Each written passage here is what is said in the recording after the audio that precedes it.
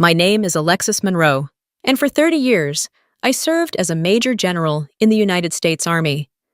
I led special operations teams through war zones the world will never acknowledge, saved lives that never made the news, and bore consequences no one ever cared to ask about. I never expected medals. I never needed applause.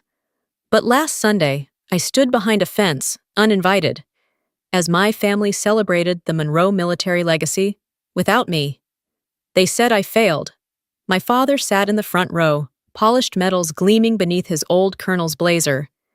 My brother, now a decorated naval officer, stood proudly at the podium. My niece gave a stirring speech about honor and tradition. They called themselves descendants of valor, a family line of unbroken service. But when I asked, just to attend quietly, no speech, no spotlight, they refused. They said, "You disobeyed orders." They said, "You brought shame." They said, "You are not welcome." So I stood there in silence, on the other side of the chain-link fence, wearing jeans and a navy blue button-down, watching the ceremony unfold like I'd never been a part of it at all. My name was nowhere on the program, not under honorees, not in the acknowledgments, not even in the footnotes. And then, something happened. 5 minutes into the ceremony, the air changed. It wasn't music, it was vibration, ground shaking, familiar. 20 military Humvees rolled into view, engines roaring like a storm rolling in from memory. They moved in formation, tight, exact. Dust rose behind them like a curtain pulled back on truth. 200 soldiers stepped out in synchronized rows, silent, purposeful. Then the black SUV pulled up. When the door opened, I recognized him instantly. General Jonathan Reese, 4 stars on each shoulder. A man I hadn't seen since the day he approved the decision that ended my career. He walked past my family, past the podium, past the crowd, until he stood right in front of me, outside the fence. Then, in front of everyone, he raised his hand and saluted. "Welcome back, Major General Alexis Monroe." The crowd fell silent, and just like that, the name they tried to erase echoed across the field like thunder. Growing up in the Monroe household meant you didn't choose military service, you inherited it. The walls of our home weren't decorated with landscapes or family vacations.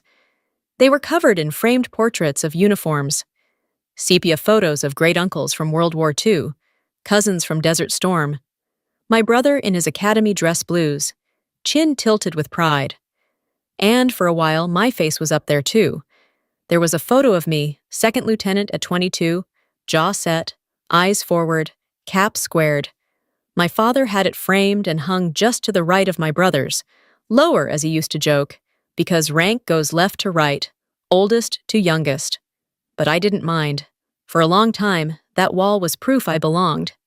It stayed there until Iraq 2008. After that mission, my photo disappeared. No announcement, no dramatic confrontation, just gone. I noticed the first time I came home on leave. In its place hung a watercolor of an American eagle. My father didn't say a word, neither did my mother. They acted like it had always been that way. My brother Ben was less subtle. Months later, during dinner, he looked at me across a plate of overcooked pot roast and said, "You know why it's not up there anymore, right? You broke protocol. You went off script. That's not bravery, Lex. That's recklessness." He didn't say it like a brother. He said it like a man reading from a code of conduct manual, as if I hadn't trained him to shoot when he was 15, as if I hadn't deferred a promotion so he could get a slot at the Naval Academy. He stared at me like I was some case study in what not to become. From then on, I wasn't Alexis Monroe, Army General. I was Alexis, the family's footnote. I remember the last dinner I attended at our family home. It was Thanksgiving, years after the scandal.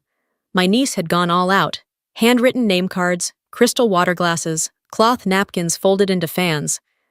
Everyone's card had their title: Captain Ben Monroe, Dr. Lila Monroe, even Ensign Rachel Monroe, who had just finished boot camp. Mine? Just Alexis. No rank, no title, no acknowledgement. I was seated at the far end of the table, next to the coat stand and an empty chair usually reserved for the dog. My father didn't speak to me once, not when I passed him the gravy, not when I poured my own glass of wine. He asked about deployments, medical school, commissions. When it came to me, he shifted in his seat like I was static he could tune out.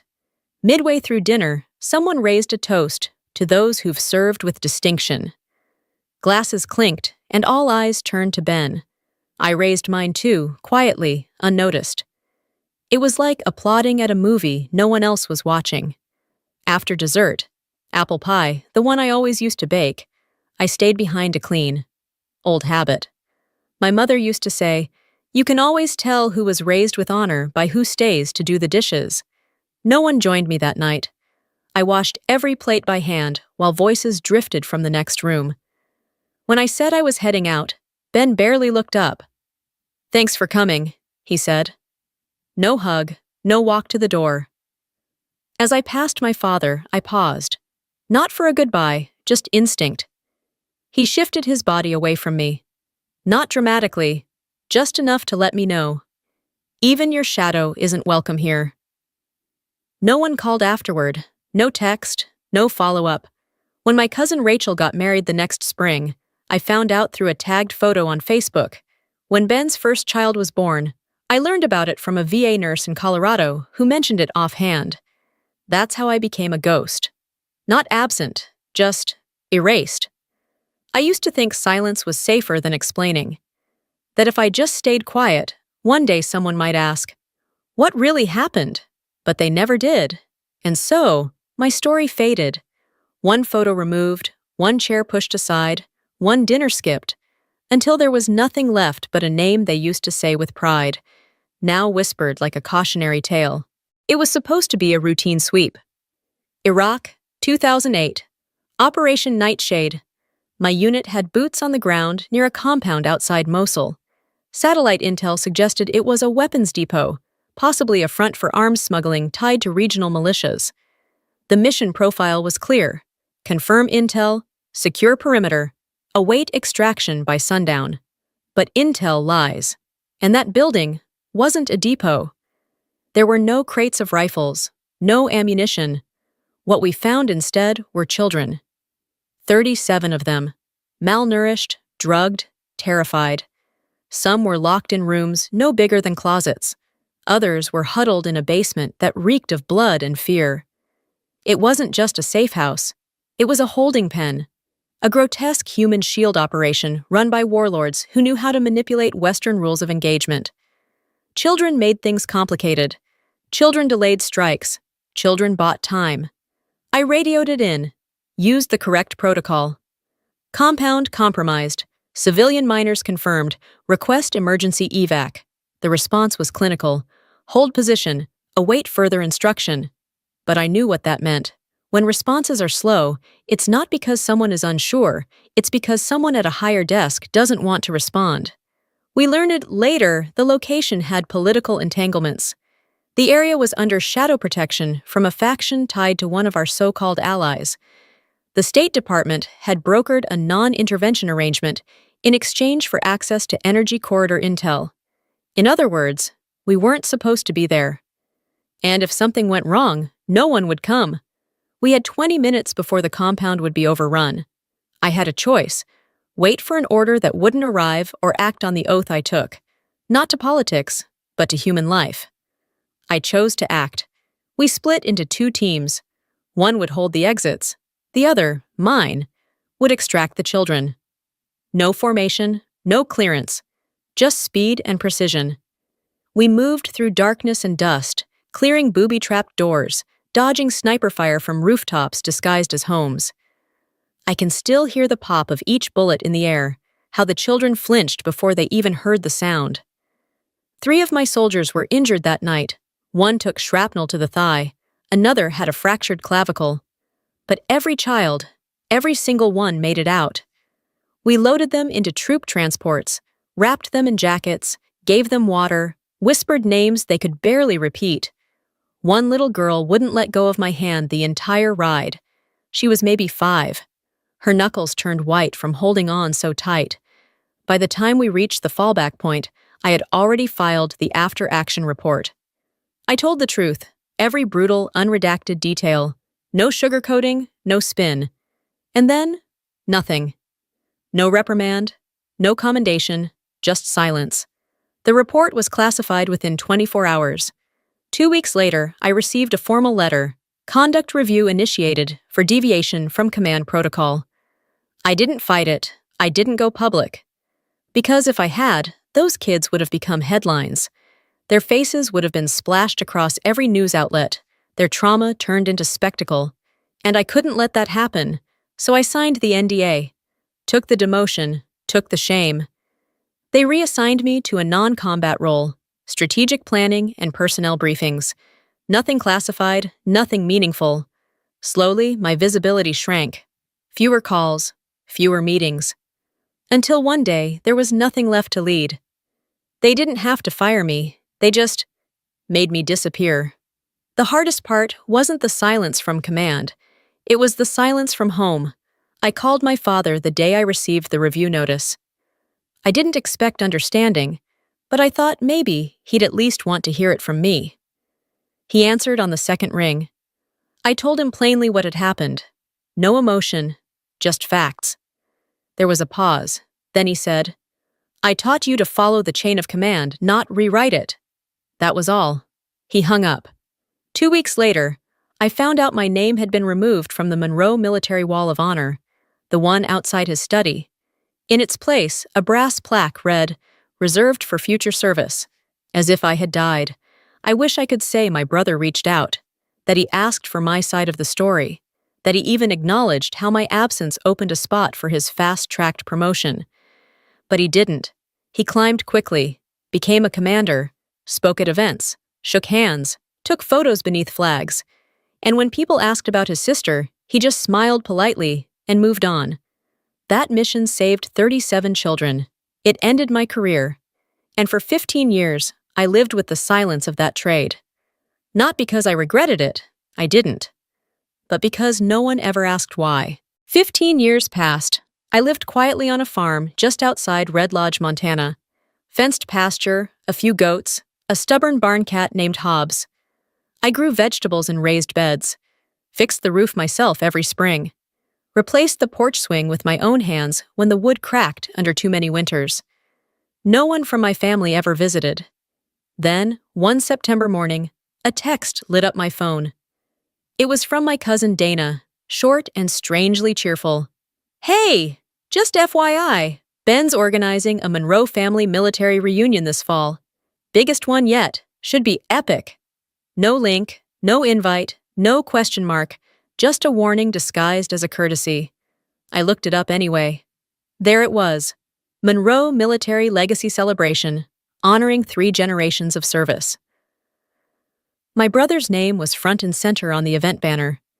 My father's picture was in the intro paragraph. There was even a photo of Dana's husband, who'd served 2 years in a logistics base in Germany and never left the wire. I scrolled through the schedule, video tributes, medals, guest speakers, a segment called The Heroes Among Us. My name was nowhere. Not a mention, not even a misprint. At the bottom of the event page, a line in fine print read, "Due to the formal nature of this event, we kindly ask that guests refrain from inviting individuals whose military service has been subject to disciplinary action." That wasn't subtle. That was personal. I didn't cry, didn't rage, just sat at the kitchen table with the screen still glowing and the coffee going cold beside me. I wasn't surprised, not anymore. But it still hurt. Not because I wanted applause, not because I needed a seat up front, but because I knew what absence looked like and how easily it turned into myth. There would be children there, children who'd grow up believing I was never part of this family's history. That I couldn't accept, so I did something I never thought I'd do again. I filed a request with the Department of Defense to temporarily declassify a portion of Operation Nightshade, specifically 60 minutes of visibility, enough to confirm facts without revealing sensitive intel. I didn't want retribution. I didn't want to challenge anyone. I just wanted the truth to have space to exist. The process took weeks, layers of clearance, review boards, new signatures, new NDAs. I signed everything. I read every clause. I didn't tell anyone. Not Ben, not my father, not Dana. Eventually, the request was approved. 1 hour of limited declassification, on-site only, no replication, no press. That was enough. I didn't dig out my uniform. I didn't call ahead. I didn't even book a hotel. I bought a one-way train ticket, packed a single duffel, and stayed at a motel off Route 212. The night before the event, I stood across the street from the park where the ceremony would take place. I watched the stage go up, the flags get hung, the seating chart taped to the gate. No one recognized me, and I preferred it that way. The next morning, I dressed in clean jeans and a navy button-down. No insignia, no pins, just me. At the gate, a young soldier scanned the guest list. "Name, ma'am?" "Alexis Monroe," I said quietly. He flipped pages, paused. "I'm sorry, you're not on the list." "I know," I replied. "I'm not asking for a seat, just to stand in the back. I won't interrupt." He hesitated, then gave a rehearsed apology. "I've been instructed not to allow entry to unregistered individuals. I'm really sorry." I nodded. "No problem." I stepped aside and found a quiet spot near the fence, behind the seating area. From there, I could see the whole field. The stage, the podium, my father's straight-backed posture, my brother's practiced smile. I wasn't there to be seen, I was there to witness, because even if they erased my name, I was still part of the story. The first rumble came as my brother approached the microphone. It was subtle at first, just enough vibration to make the paper programs flutter in people's laps. Someone looked toward the street, confused. Then came the sound of engines. Not parade floats, not ceremonial jeeps. Military engines, tactical diesels. I didn't move. I knew that sound. 20 Humvees turned the corner in tight formation, American flags mounted on each flank, dust rising behind them like memory made visible. Their presence wasn't loud, but it was undeniable. Each vehicle moved with purpose. No music, no waving, just steel and silence. The crowd stilled. My brother froze mid-sentence. My father stood, his jaw set like he was trying to interpret a threat. No one understood what was happening. Except me. The Humvees surrounded the green like a silent perimeter. Then a final black SUV pulled up near the stage. Out stepped General Jonathan Reese, 4 stars on his shoulders, medals crisp on his chest. The same man who, 15 years earlier, had authorized my conduct review and sent me into bureaucratic exile. He didn't greet the mayor. He didn't look at my brother. He walked straight through the aisle, his boots thudding like punctuation. Then he stopped, in front of the fence, in front of me. And with perfect posture, he saluted. "Welcome back, Major General Alexis Monroe." The silence that followed wasn't confusion. It was recognition, slow, stunned realization spreading across the crowd like light cracking through stained glass. My niece dropped her phone. A cousin whispered, "Did he say, General?" I heard my father's breath catch, saw his spine straighten instinctively. Then General Reese turned to the crowd. "For those unaware," he began, voice steady, "this woman served 33 years in the United States Army. She led operations that cannot be named, saved lives that history won't record. And when the system failed, she held the line. Then behind him, 200 soldiers, those who'd arrived in silence, raised their hands in unison and saluted. To me, a corridor of respect, of honor, of memory returned. I didn't raise my hand, not yet. Instead, I stepped forward, through a side gate quietly unlocked by someone I couldn't see. I stood tall, no medals, no uniform, just breath and spine and truth. The field wasn't silent anymore. I could hear murmurs now. General Monroe? How could they leave her out? Wasn't she? They didn't finish their sentences, because now they knew. And when I finally lifted my hand and returned the salute, it wasn't for show. It was for the children we saved, the soldiers who followed me into fire, and for the woman I had refused to let the world forget. The morning after the ceremony, I woke before sunrise. The air was still, The kind of stillness that feels like the earth hasn't decided to move yet. I brewed 2 cups of coffee, one for me, one for maybe. Then I stepped onto the porch and placed a second chair beside mine. Not across from me, not like a confrontation, but beside me, as an equal, as a witness. That's when I saw it. A plain envelope tucked beneath the front doormat. No return address, just my name in familiar slanted handwriting. Inside, one sentence. If you'll allow it, I'd like to come by. Not to say sorry, just to listen.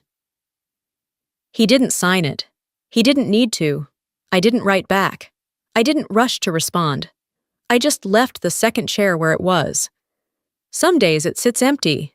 Some days it doesn't. But every morning, I pour 2 cups anyway. Not because I expect anyone, but because I know now that I exist with or without their permission. That second chair isn't for forgiveness. It's for space. And after 15 years of silence, that's more than enough.